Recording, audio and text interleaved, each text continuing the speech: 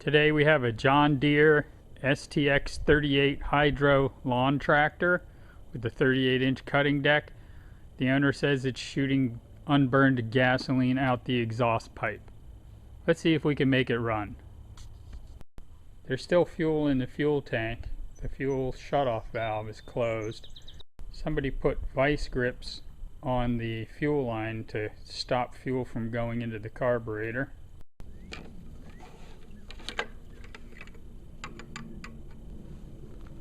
Crankcase is full to here, mostly gasoline.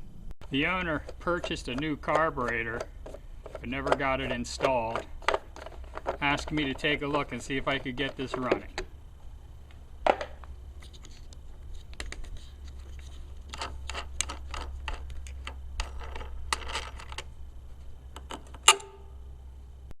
couple of 8mm screws. Take off the mounting stud for the air cleaner. There's a spring clip attaching the PCV breather hose to the carburetor housing. There's a spring clip under the carburetor holding the fuel line on. Pull that off. Make sure your fuel shutoff is shut off.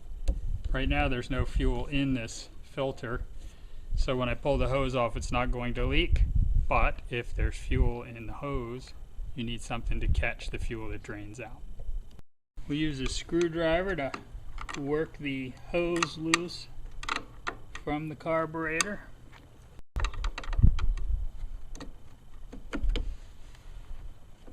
Two 10mm nuts securing the carburetor to the engine.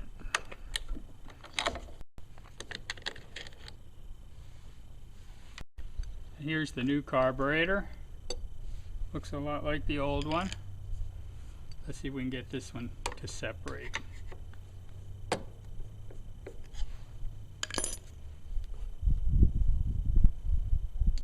First we'll slide the choke rod out.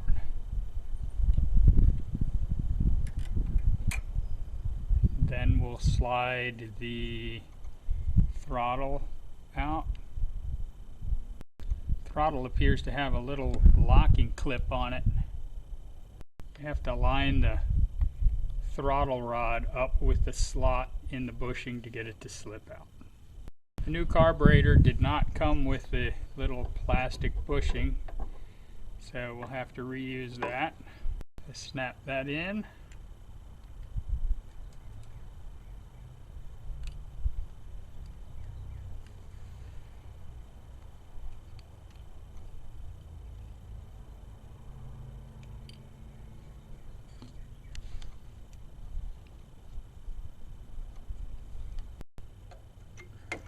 Install the choke rod.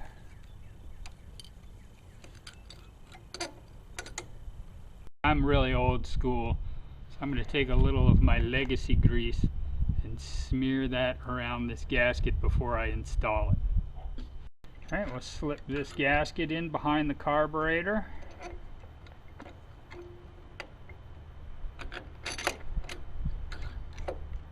Install the gasket that goes between the carburetor and the air filter housing.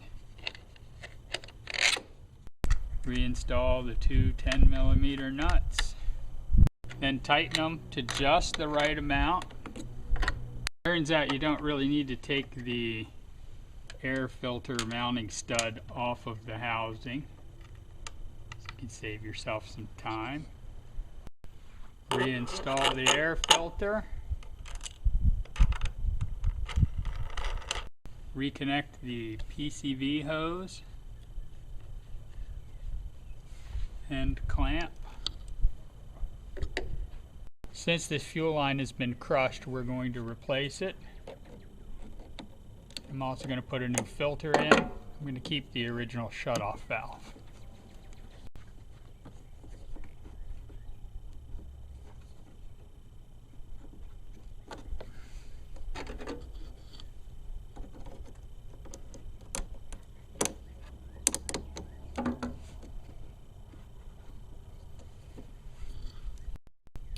install the new fuel line. Had to be cut to length.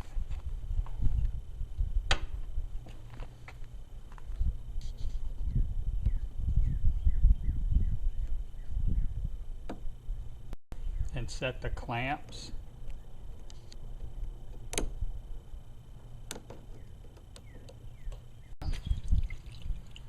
Draining all the gasoline out of the crankcase.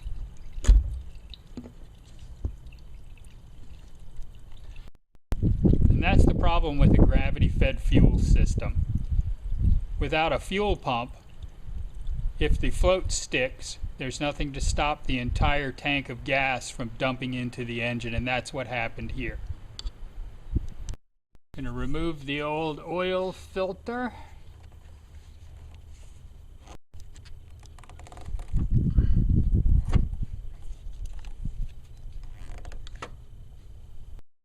Looks like there's gasoline in the oil filter.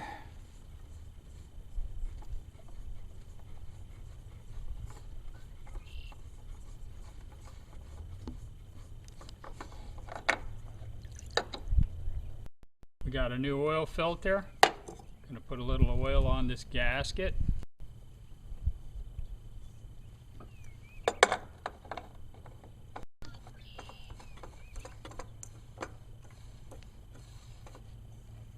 Snug up the filter just a little bit with a wrench. Fill the crankcase with 1030 motor oil, Castrol GTX. Okay, we ran into a minor problem.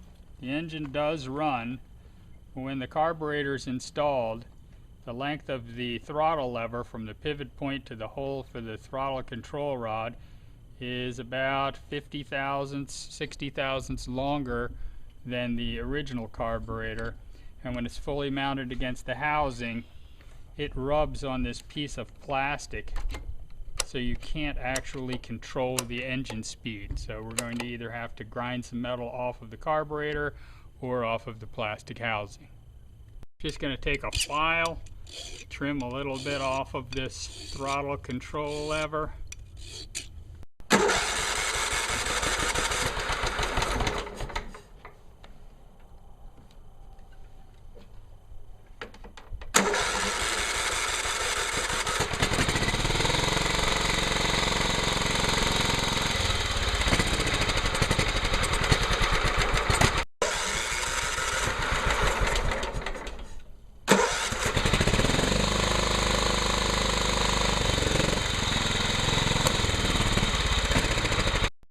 Connected up the PCV breather pipe to the carburetor, adjusted the throttle,